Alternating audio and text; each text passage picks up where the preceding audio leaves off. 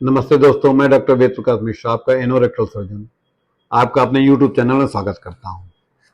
आज एक क्वेश्चन जो मरीज अक्सर पूछता है, उसके दिमाग में चीज़ें रहती हैं कि मुझे पाइल्स हो गया है, कहीं ये कैंसर तो नहीं है।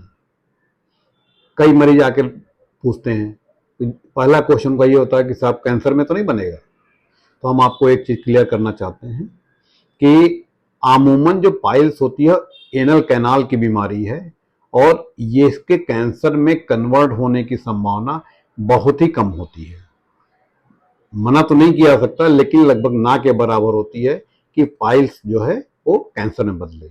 हाँ, इसके ऊपर जहां से रेक्टम शुरू होता है वहां पे कोई मांस होता है तो ज्यादातर वो मांस आपका कैंसर का होता है।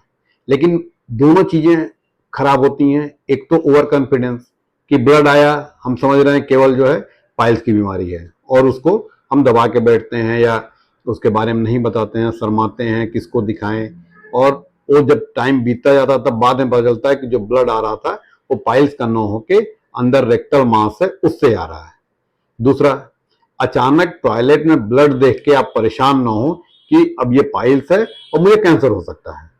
कई मरीज बहुत परेशान हो जाते हैं कि साहब ब्लड आ रहा है, ऐसा तो नहीं कि मुझे कैंसर हो गया। नहीं, अपने मन से इसको न सोचें।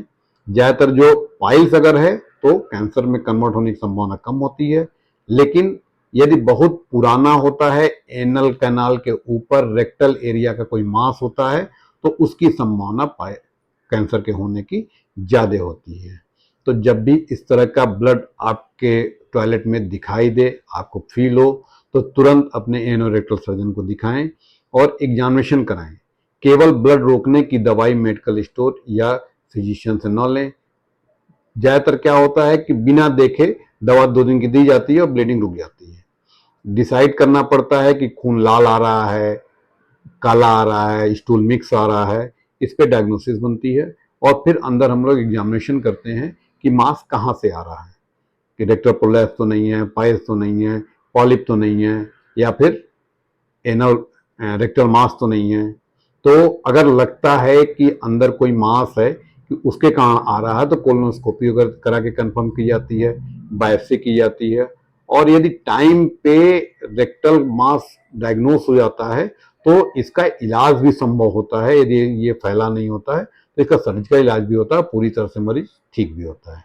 तो जब भी आपको इस तरह के टॉयलेट में ब्लड दिखाई दे तो आप अपने एनोरेक्टल सर्जन से संपर्क करें और एग्जामिनेशन करा के कंफर्म करें और उसका उचित इलाज लें। इस तरह की किसी भी बीमारी के लिए आप नीचे दिए गए नंबर पर संपर्क कर सकते हैं। धन्यवाद।